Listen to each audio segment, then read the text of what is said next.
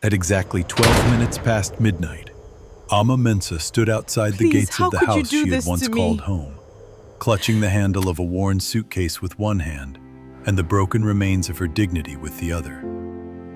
The gate had just closed behind her, not Ama must softly, leave the family. not regretfully, I will handle it. but with the kind of She has no finality that idea. told her everything she Let it needed to stay that know. way. Inside that house, her husband had chosen his mother's pride over her loyalty, and his mother had smiled while doing it. Ama did not cry immediately. Some wounds cut too deep for tears at first. They don't arrive as pain. They arrive as silence. Only a few hours earlier, she had been preparing a late anniversary dinner. She had chosen the wine carefully, ironed her dress twice, and even laughed to herself while setting aside the speech she had planned to give Kojo. It was going to be simple, just gratitude, just love. Just a woman trying to save a marriage that had been slipping through her fingers for months. She had no idea that while she was still lighting candles in the kitchen, 3 people in the sitting room were deciding how to erase her from the family. Kojo Bensi had once looked at her as though she were the miracle he never saw coming. Now he looked at her as though she were an inconvenience that had stayed too long. By the time the clock struck midnight, the man who once promised to protect her had placed her suitcase at the door and told her she should leave quietly if she still wanted to keep what little pride she had left. But what none of them knew that night was this. The woman they pushed into the street with nowhere to go was already standing on the edge of a truth powerful enough to destroy everything they thought made them untouchable. Because before the month would end, the same woman they called worthless would become the sole controller of a $210 million retail empire. And the family who locked her out would have to stand in public and watch her rise. Ama Mensah had not been born into wealth. She was not one of those women who moved through elite circles like she owned the Heir. She was raised by her grandmother in Kumasi after her parents died in a highway accident when she was 9. Her grandmother sold fabrics in the market and taught her 3 rules that shaped the rest of her life. Never beg for love, never boast in plenty, and never let humiliation make you forget who you are. Ama carried those lessons into adulthood like sacred clothing. She studied hard, won scholarships, and eventually moved to Accra, where she built a reputation as a brilliant operations manager for a mid-sized fashion distribution company. She was respected, disciplined, and almost painfully sincere. That was where she met Kojo. He was polished, charming, and came from the kind of family people mentioned with lowered voices and raised eyebrows. The Bensis were wealthy, connected, and painfully aware of it. They owned property, sat on charity boards, and knew exactly which tables mattered at which events. Kojo liked the fact that Ama was different from the women in his circle. He said she was grounded, honest, peaceful. He said being with her made him feel like a better man. Ama believed him. Against the quiet disapproval of his mother, Mrs. Efua Bensi, Kojo married her. For the first year, love was enough to cover the cracks. By the second year, the cracks had started answering back. Mrs. Bensi never openly insulted Ama in the beginning. She preferred subtler weapons. A pause before introducing her. A compliment wrapped around an insult. A reminder that some women learn elegance while others merely imitate it. At family dinners, she would ask questions that were not questions at all. Ama, dear, are you still working such long hours? I do wonder how stressful jobs affect a woman's temperament. Kojo always needed someone who could match the demands of his future. Ama smiled through all of it. She adjusted. She reduced herself. She softened every edge that could be mistaken for resistance. Then came the whispers about children. 2 years into the marriage, relatives started asking why there was still no baby. Mrs. Bensi stopped whispering and started suggesting. Herbalists, specialists, prophets, private clinics. Ama went to appointments she never wanted, sat through tests she never deserved, and endured the shame of hearing older women speak about her body as if she were not in the room. The results were private, but the blame was public. Kojo changed too. Slowly at first, then all at once. He stopped defending her. Then he stopped listening. Then he started arriving home late, with explanations too smooth to be true. Ama noticed the perfume before she noticed the lies. Then the secrecy. Then the way he kept his phone face down. Still, she stayed. Not because she was weak, but because some women are taught that endurance is proof of love. That night, the night everything ended, Ama had come downstairs carrying the dessert tray when she saw them.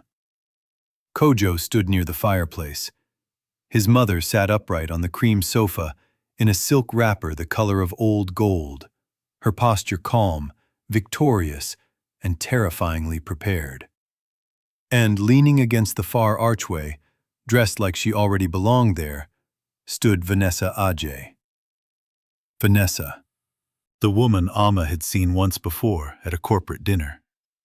Too close to Kojo, too comfortable around him, too familiar in the kind of way that made a wife's stomach tighten before her mind had enough evidence to explain why.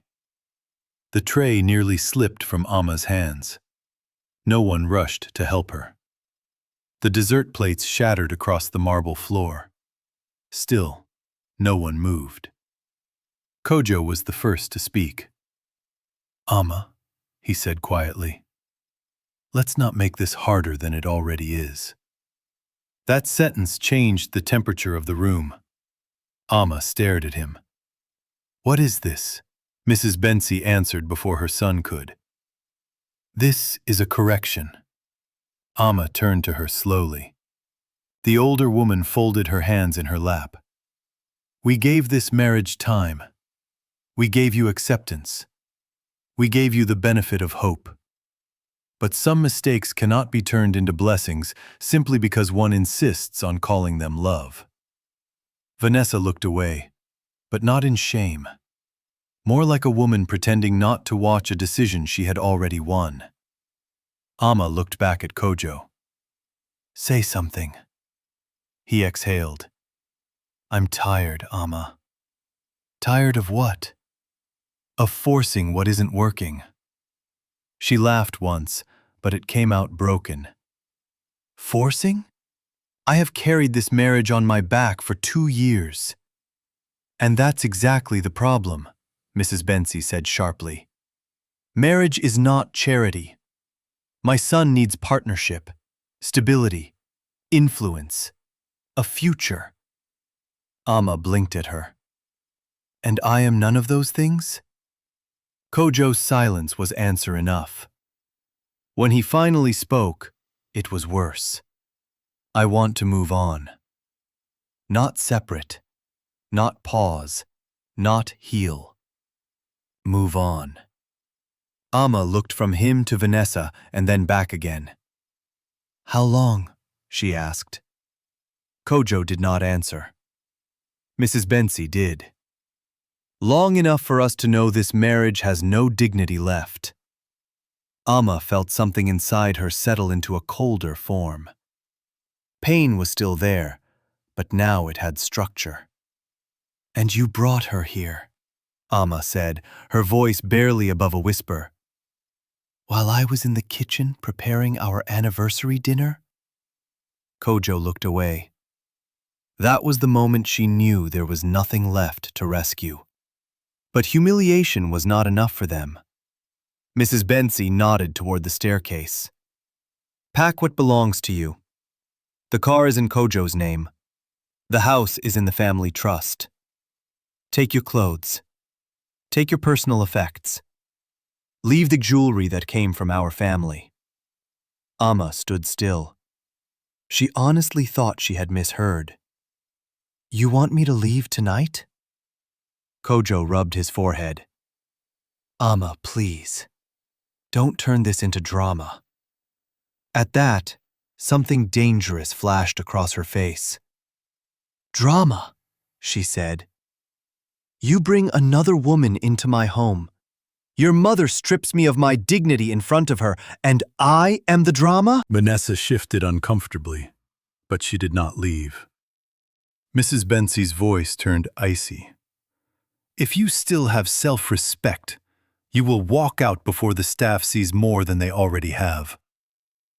Ama went upstairs in a silence so complete it frightened even her. She packed one suitcase, then a second. She left the wedding album on the bed. She left the framed honeymoon photo in the drawer. She left the necklace Kojo's family had given her because some things are not worth carrying once they have been poisoned. When she came down, the front door was already open. Kojo did not take a single bag from her hand. As she reached the doorway, she paused and looked back. Not at Vanessa, not at his mother, at him. "If I walk out of this house tonight," she said, "I will never return as the woman you remember." Mrs. Bensey smiled faintly. That would be for the best. And then Ama stepped into the night. The air was cold. The compound lights seemed brighter than usual, cruel in the way bright things often are when you are being broken. She dragged her suitcases to the road because the gate attendant had been instructed not to help her. At 12:12 a.m., the gates closed. At 12:13, Kojo turned off his phone. At 12:20, Ama sat on one of her suitcases at the edge of the street and realized she had nowhere to go. Her closest friend had relocated to Nairobi. Her grandmother had died 8 months earlier. The apartment lease she once kept before marriage had long been surrendered. Pride kept her from calling colleagues. Shame kept her from calling anyone else. So she sat. Cars passed. Dogs barked in the distance. Music from a neighboring estate floated through the night, as if the world had not just ended for someone. By morning, Ama had rented a cheap room above a mechanic's row with the last money in her personal account.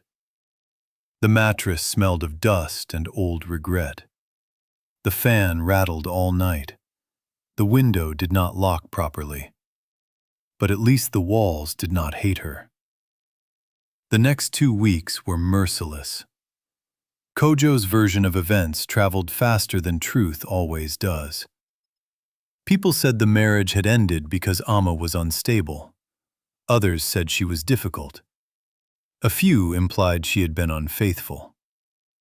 Nobody said the rich are often protected by the elegance of their lies. At work, she tried to maintain normalcy, but even there the pressure began. One major client tied to the Bensey network suddenly requested that she be removed from direct oversight. Invitations dried up. Calls became formal. People who once respected her started speaking around her rather than to her. Then the final blow came. The company she worked for announced a restructuring. Her position had been unexpectedly dissolved. Ama knew a convenient execution when she saw one. That evening, she returned to her room and finally cried. Not softly, not nobly, but with the full violence of a woman mourning not just a marriage, but a version of life she had believed would protect her. For 3 days, she barely ate. On the 4th day, she received a call from a number she didn't recognize. At first, she almost ignored it. Hello? Good afternoon. Am I speaking with Ms. Ama Mensah? Yes. This is Chambers & Cole Legal Advisory in Accra Central. We have been trying to reach you regarding the estate directives of the late Mr. Kweku Mensah. Ama sat upright. My father? Yes, madam. You were listed as the primary beneficiary contact. We were instructed to reach you personally and only under specific release conditions. Ama's mouth went dry. My father died when I was 9. Yes, madam, but the trust attached to his private holdings matured under delayed succession conditions. We need you in person. That sentence split her grief open and let something else in. Confusion. Fear. Possibility. Ama's father had never been spoken of in financial terms. She knew he had been hard-working and ambitious, but her grandmother always said the accident took everything with him. So what holdings? What trust? Why now? The next morning, Ama wore her simplest navy dress, tied her hair back, and took a taxi to the law offices. The building was quiet, polished, and far removed from the life she had been living for the last 2 weeks. A senior lawyer named Mr. Dapa received her personally. He did not waste time. Ms. Mensah, he said, sliding a sealed folder toward her. Your father did not die poor. He died early. Ama frowned. Mr. Dapa explained that her father, Kweku Mensah, had been one of the earliest private investors in a distribution network that later expanded across West and Southern Africa. What began as warehouse supply logistics had grown into a chain of consumer retail, shopping plazas, transport storage, and regional product licensing. After the accident, ownership had been placed under protective management because Ama was a minor and there were family disputes regarding access and control. Her grandmother, fearing predatory relatives and business opportunists, signed strict confidentiality directives with the trustees. The empire was not hidden because it did not exist. It was hidden so that Ama could survive long enough to inherit it safely. Mr. Dapa opened the file. Company valuations, regional holdings, board control maps, property portfolios, revenue summaries. Then he said the number. As of last quarter, the total estimated controlling value attached to your inherited interests stands at $210 million. Ama stared at him. The room did not spin dramatically. Nothing theatrical happened. Because some shocks are too large for drama. They arrive as stillness. She looked down at the documents again, searching for the lie. There was none. Her father had not left her random property. He had left her leverage, control, authority, a name in rooms she had never entered. Mr. Dapa continued. There is more. You are not merely a beneficiary. You are the controlling heir. The trust grants you final approval over strategic decisions, voting power across major subsidiaries, and succession rights over Mensah Retail Group. Ama whispered the name. Mensah Retail Group. She had seen their stores, their branded distribution centers, their logistics trucks on highways, their mall anchors in 3 countries. And all this time, she had been fighting to prove she was worthy of people who would have bowed if they knew whose daughter she really was. Tears gathered in her eyes, but this time they were different. Not tears of loss, tears of recognition. For the first time in weeks, Ama did not feel abandoned. She felt found. But money did not make her reckless. That same day, Mr. Dapa arranged temporary accommodation in a secured service department, along with a financial advisor, security liaison, and transition consultant. Ama listened carefully, signed nothing impulsively, and asked one question after another. Not because she doubted the truth, because once a woman has been betrayed by the people closest to her, she learns to examine even miracles with discipline. Over the next 10 days, Ama disappeared from the social scene completely. People thought she had broken. In reality, she was rebuilding. She reviewed board papers, met regional executives privately, learned which subsidiaries were thriving and which were bleeding cash, studied acquisition opportunities, read the old letters her grandmother had kept. One of them, written in her grandmother's careful handwriting, made her stop and weep all over again. If the world humiliates you before your harvest, do not answer too quickly. Let time escort truth into the room. Ama read that line 3 times. Then she began planning. Not revenge, revelation. Meanwhile, the Bensi family was preparing for their biggest public event of the quarter, the Bensi Foundation Business and Philanthropy Gala. It was one of those elite nights where people came dressed in morality and left carrying deals. Kojo was expected to make a partnership announcement there. Mrs. Bensi had personally handled the guest list. Vanessa had already begun appearing beside Kojo in public, elegant and smiling, wearing confidence like a crown she had stolen and polished. Ama received an invitation too. Not from the Bensis, from one of the senior investors who had just discovered she was the controlling heir behind a major expansion fund being considered for retail redevelopment in Accra. She did not accept immediately. Then she thought of the night she was told to leave quietly if she wanted to keep her pride. And she smiled. On the evening of the gala, the ballroom shimmered with expensive perfume, calculated laughter, and the kind of wealth that wants witnesses. Kojo arrived with Vanessa on his arm. Mrs. Bensi moved through the room like royalty inspecting her kingdom. Then the announcement at the entrance changed everything. Please welcome Ms. Ama Mensah.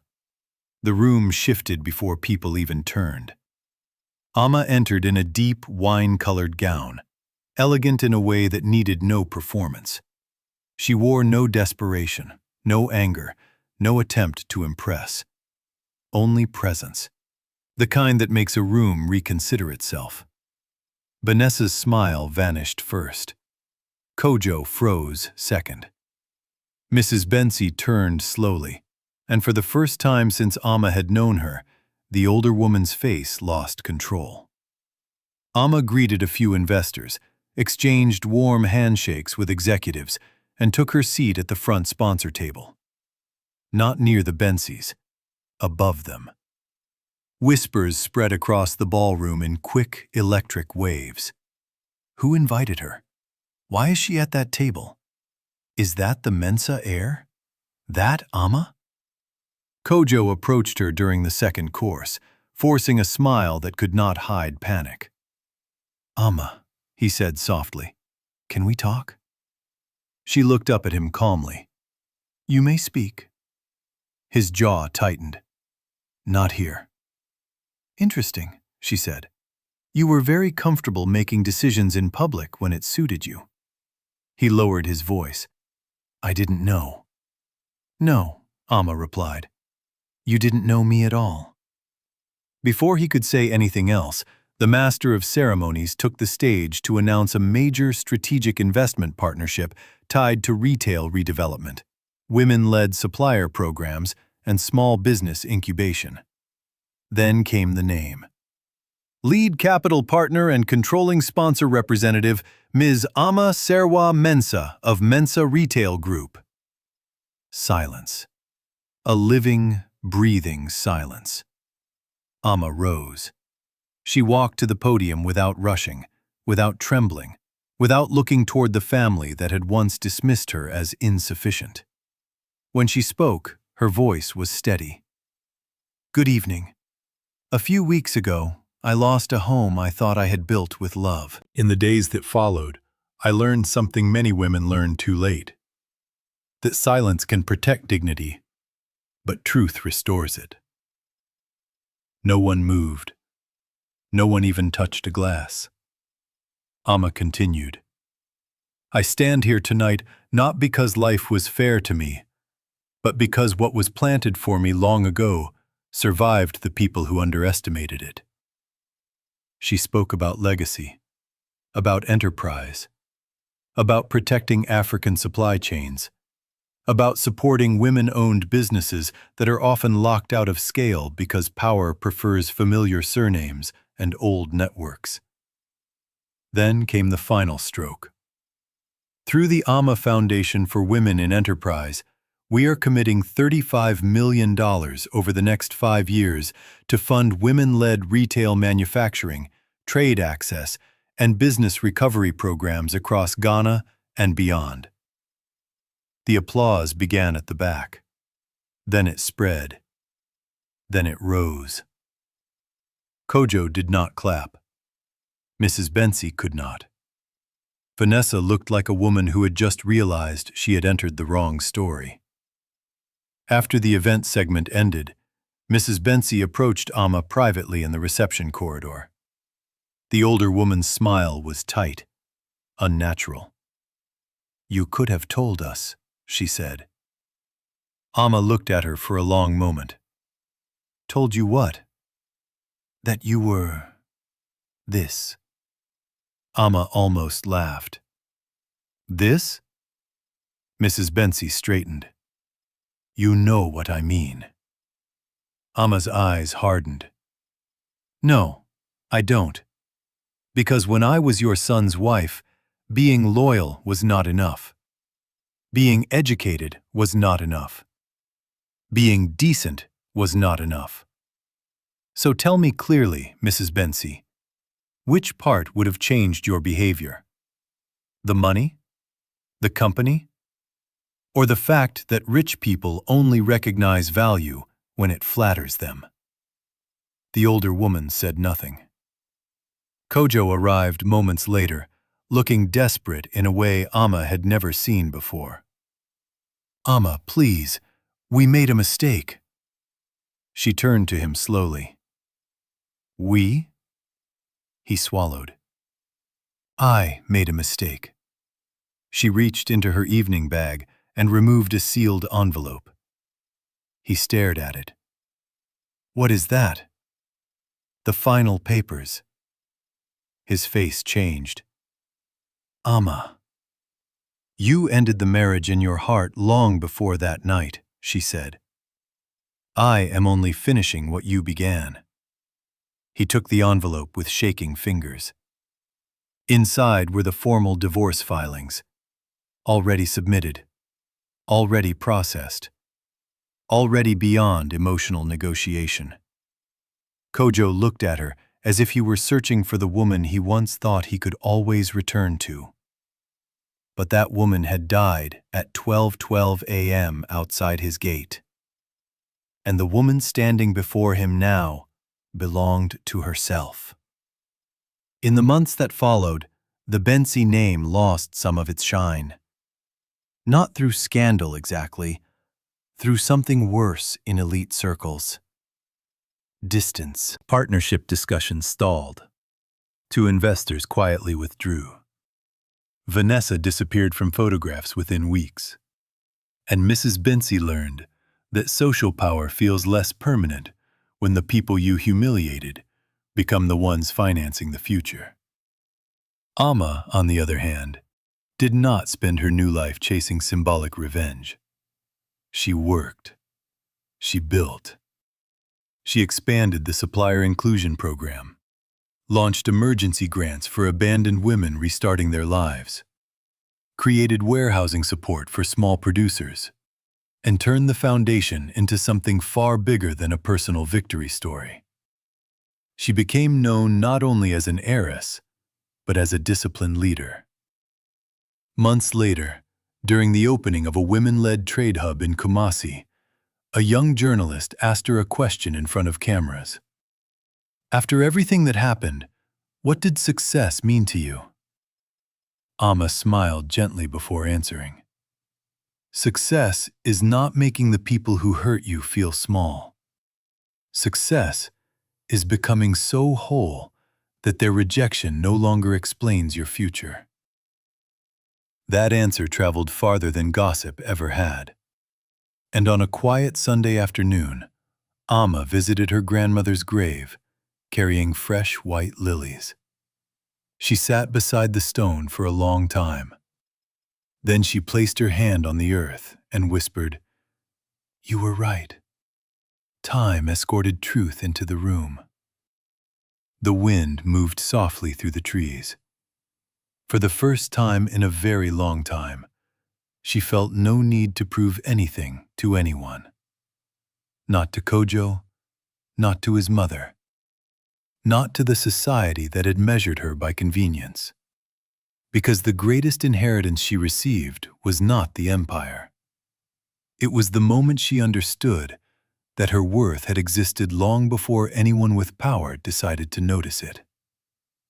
And somewhere, in the silence beyond grief, that truth felt like home.